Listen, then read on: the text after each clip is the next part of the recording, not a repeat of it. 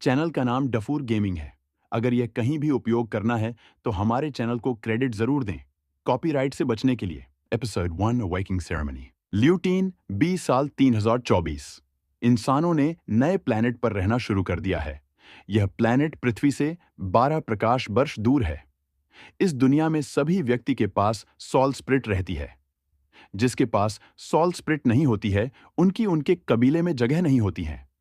जब इंसान इस दुनिया में पहली बार आए थे, तब उनका स्वागत सही से नहीं हुआ था।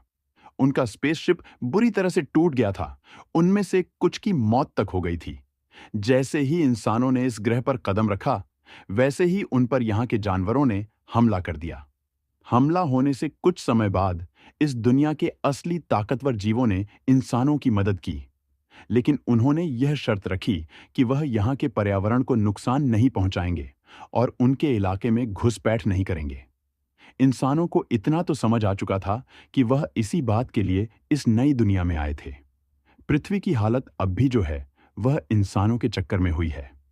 उन्होंने पृथ्वी के पर्यावरण को पूरा बर्बाद कर दिया था और नए ग्रह में आवास के लिए निकल पड़े थे। इन शर्तों के बाद उन्होंने इंसानों को इस दुनिया में जिंदा रहने के लिए मदद की और सॉल स्प्रिट की शक्तियों को जागृत करना सिखाया। उनमें से एक एलियन, जिसका नाम सेलियो था, वह बोला, इस दुनिया में हमारे जैसे लोगों के पास सॉल स्प्रिट होती है। हालांकि यह आप इंसानों के सॉल स्प्रिट से अलग हो सकती है, क्योंकि आप यहाँ दूसरी दुनिया से आए हैं, लेकिन आपके तत्व हमारे तत्व जैसे हो सकते हैं। सॉल स्प्रिट में कई होते हैं, जैसे जल, वायु, अग्नि, बिजली, पृथ्वी और जंगल। इन तत्व को शुरुआती तत्व बोला जाता है। इसके बाद आते हैं जैसे रोशनी, अंधेरा, छाया, सम्मन, स्पेस, जहर, श्राप। यह तत्व शुरुआती से ऊपर होते हैं, इन्हें सेकेंडरी एलिमेंट बोला जाता है। इसके बाद आखिरी और सबसे कम मिलने वाले तत्व जैसे समय, साउंड, शैतान, चुंबकीय शक्ति, इन्हें एडवांस एलिमेंट बोला जाता है। एडवांस एलिमेंट मुश्किल से हमारे पूर्वज में इतने ही दिखे, शायद और भी हो सकते हैं। इसके बाद उन जीवों ने इंसानों को खुद को मजबूत करने के तरीके सिखाए और जानवरों से लड़ना भी सिखाया। इंसान यह नहीं समझ पा रहे थे कि यह समझदार जीव हमारी भाषा कैसे जानते हैं। फिर उसके बाद इन जीवों ने इंसानों के लिए एक सॉल टॉवर बनाया और लोगों की सिखाया कि कैसे इसको बना सकते हैं और कैसे इसका इस्तेमाल कर सकते हैं। फिर एक एक करके सभी लोगों को उस टॉवर पर उनकी सॉल स्पिरिट जागृत करवाई।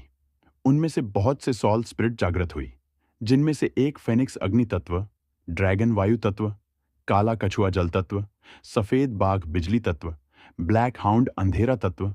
ऐसे करते करते बहुत से सॉल स्पिरिट सामने आई, लेकिन इनको स्पिरिट्स को स्तर के हिसाब से रखने में समय लग गया। अब सबसे ऊंच रैंक में ब्लैक टर्टल, फेनिक्स, नीला ड्रैगन, ब्लैक ड्रैगन, पेगासस और ब्लैक हाउंड को रखा गया। वक्त के साथ साथ और सॉल स्पिरिट सामने आई, पिछले वालों से कमजोर या ताकतवर। इंसानों की आबादी भी ल्यूटीन पर बढ़ने लग गई, इतनी कि इस दुनिया के पुराने जीवों से भी ज्यादा। लेकिन तब भी इंसानों ने उन जीवों को नहीं सताया, क्योंकि उन्होंने ही उनको बचाया था शुरुआत में।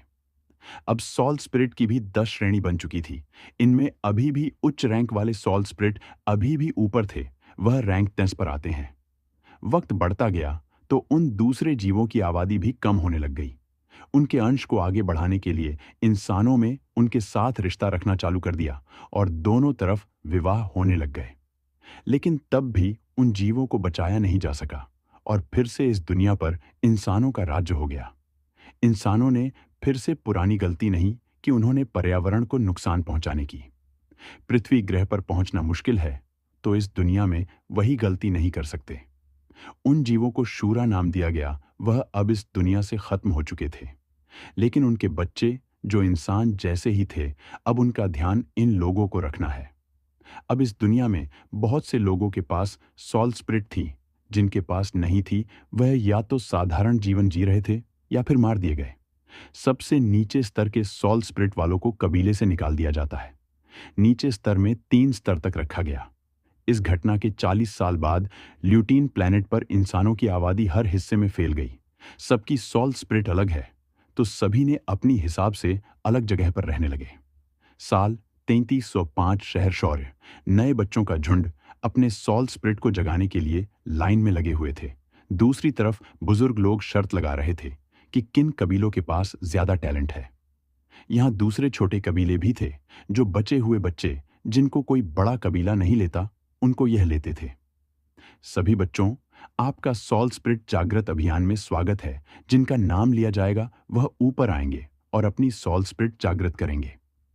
सभी बच्चे वैसे ही करते हैं। सॉल स्प्रिट जागृत करने की कोई उम्र नहीं है, लेकिन स्तर बढ़ने और उम्र होने से इसका फायदा उतना नहीं होता है।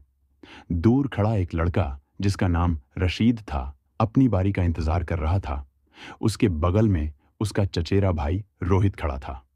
राशिद, कोई सही स्तर की सॉल स्प्रिट जागृत करना, नहीं तो कबीले से निकाल दिए जाओगे, रोहित ने कहा। भाई रोहित, इसमें क्या बड़ी बात है, राशिद ने मजाक में टाल दिया। तुम्हें यह मजाक लगता है? अगर तुमने निचले स्तर की सॉल स्प्रिट जागृत की तो तुम्हें कबीले से निकाल दिया जाएगा, एक सुंदर सी लड़की ने बोला, जिसका नाम प्रिया था।